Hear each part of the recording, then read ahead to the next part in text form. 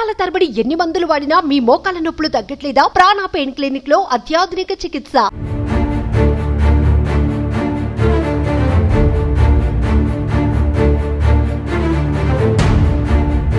విస్తారంగా కురిసిన వర్షానికి విజయవాడ మొత్తము కూడా నీట మునిగిపోయింది. ఎటువైపు చూసినా వర్షానికి సంబంధించిన రోడ్లే కనిపిస్తూ ఉన్నాయి. ప్రతి రోడ్డు కూడా ఒక సముద్రాన్ని తలపిస్తూ ఉంది.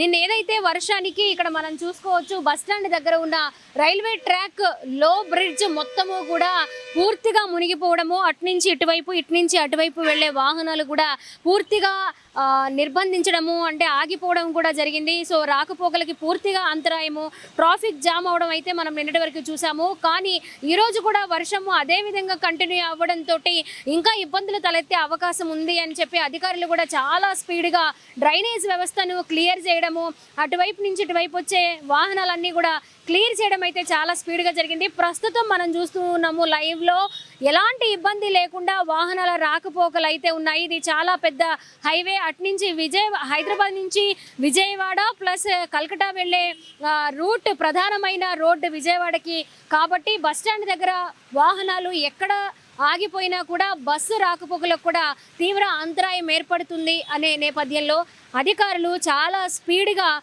పనులైతే క్లియర్ చేశారు. కొంతవరకు అంటే విజయవాడ నుంచి గుంటూరు, విజయవాడ నుంచి ఏలూరు, విజయవాడ నుంచి గుడివాడ అండ్ అలాగే విజయవాడ నుంచి హైదరాబాద్ ఎటు వెళ్ళాలన్నా కూడా రోడ్లన్నీ పూర్తిగా స్తంభించడంతో బస్సులు కూడా కొంతవరకు మాత్రమే రోడ్లపైకి వస్తున్నాయి. మిగిలిన బస్సులన్నీ కూడా బస్ స్టాప్కే పరిమితమయ్యాయి. ఈ నేపథ్యంలో విజయవాడకు వచ్చే అన్ని ఊర్ల నుంచి విజయవాడకి వచ్చే వాహనాలన్నీ, బస్సులన్నీ కూడా పూర్తిగా ఆగిపోవడం అయితే జరుగుతుంది. మరి ప్రయాణికులు తీవ్ర ఇబ్బందులు పడుతున్నారు. అటువైపు రైల్వే శాఖకు సంబంధించి రైల్వే అధికారులు కూడా రీసెంట్గా ఒక ప్రకటన అయితే విడుదల చేయడం జరిగింది. దాదాపు 5 రైళ్లను రద్దు చేయడము, 20 రైళ్లను తాత్కాలికంగా రద్దు చేయడం అయితే జరుగుతూ ఉంది. మరి రేపటి వరకు అంటే సెప్టెంబర్ 2వ తేదీ వరకు కూడా వీటిని నిలిపివేస్తున్నట్టు కూడా రైల్వే శాఖ అధికారులు కూడా ఒక సమాచారం అయితే రిలీజ్ చేయడం జరిగింది. ఈ నేపథ్యంలో బస్సులు కూడా కొంతవరకు మాత్రమే రోడ్ల మీదకి రావడంతో ట్రావెల్స్ వారికి ఒక రకంగా రెక్కలు వచ్చాయనే చెప్పాలి. మరి 60 రూపాయలు, 80 రూపాయలు, 60 రూపాయల నుంచి 80 రూపాయలు ఉండాల్సిన టికెట్ 300 నుంచి 500 మధ్య మరి వాళ్ళు టికెట్ ఛార్జ్ చేస్తూ ఉన్నారు. మరి ఒక సామాన్యుడు ప్రయాణించాలంటే ఏ విధంగా వెళ్ళాలి అని కూడా మరి ప్రయాణికులు ఇబ్బందులు పడుతున్న పరిస్థితి ప్రస్తుతం కనిపిస్తుంది. ఇక ట్రైన్ రాకపోకలు కూడా పూర్తిగా స్తంభించడంతో ఏ దారి లేక ఎలాగోలా వారి గమ్యస్థానాలకి చేరుకోవాలి అనే నేపథ్యంలో మరి ఎక్కువ ఛార్జెస్, ఎక్కువ డబ్బులు కట్టి మరి ప్రయాణం చేస్తున్న పరిస్థితి ప్రస్తుతం విజయవాడలో కనిపిస్తుంది. మరి ఈరోజు ఉదయము కొంతవరకు తెరిపించినప్పటికీ వర్షము మధ్యాహ్నం నుంచి ఎడతెరిపి లేకుండా కూడా కురుస్తూ ఉంది. ఒక నిమిషం ఆగిన తర్వాత మళ్ళీ స్పీడ్గా వర్షం కురుస్తున్న పరిస్థితి కనిపిస్తూ ఉంది. నిన్న ఒక్క రోజులోనే 20 సెంటీమీటర్ల వర్షపాతం నమోదైంది.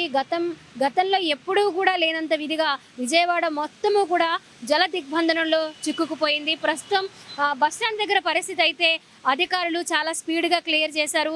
ఏదైతే మధ్యాహ్నానికి వర్ష ఉధృతి పెరిగే అవకాశం ఉందని వాతావరణ శాఖ అధికారులు సమాచారం అందించారో ఆ నేపథ్యంలో చాలా స్పీడ్గా అయితే ఇక్కడ క్లియర్ చేశారు. రోడ్డుకి సంబంధించి, డ్రైనేజ్ వ్యవస్థకి సంబంధించి, అలాగే బస్టాండ్లో నిలిచిపోయిన వాహనాలకి సంబంధించి కూడా చాలా క్లియర్గా అయితే పనులు జరిగిపోయాయి. ప్రస్తుతం కనిపిస్తున్న సిచ్యువేషన్ అయితే ఇది. ఇక ఏదైతే నిన్న చూసామో పరిస్థితి, వాటి మొత్తంగా కూడా జలదిగ్బంధనలో నిలిచిపోయిన ప్రజల్ని అలాగే పునరావాస కేంద్రాలకి తరలించడము, లోతట్టు ప్రాంతాల్లో ఉన్న వాళ్ళందరికీ కూడా వెంటనే ఎస్డిఆర్ఎఫ్ బృందాలు కూడా రంగంలోకి దిగి సహాయక చర్యలు చేపట్టడము, వారికి ఒక మినీ పడవలాగా, మినీ షిప్ లాగా వెళ్ళి వాటిని పడవల ద్వారా వాళ్ళని గమ్యస్థానాలకి చేర్చడం అయితే జరుగుతూ ఉంది. మరొక చోట అయితే పూర్తిగా కట్ట తెగిపోయి, బుడమేరు కట్ట తెగిపోయి ఊర్లు కూడా విజయవాడలో మునిగిపోయిన పరిస్థితి కనిపిస్తుంది. సింగినగర్ ఏరియా మొత్తం మొత్తము కూడా జల దిగ్బంధనంలో చిక్కుకుపోయింది. టూ వీలర్ వెళ్ళడానికి లేదు, అలాగే ఆటో వెళ్ళడానికి లేదు, నడక మార్గంలో రాలేని పరిస్థితి.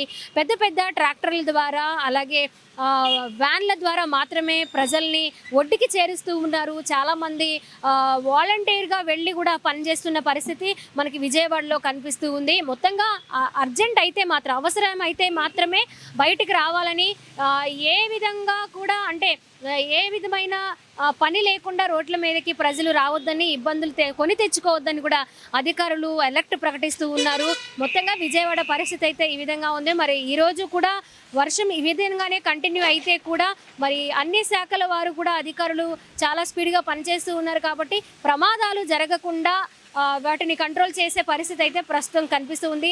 సీఎం ఆదేశాల మేరకు అలాగే మంత్రి లోకేష్ బృందం కూడా చాలా స్పీడ్గా వర్క్ చేస్తున్న పరిస్థితి కనిపిస్తూ ఉంది. కెమెరా పర్సన్ వినయ్తో స్వాతి, సుమన్ టీవీ, విజయవాడ నుంచి.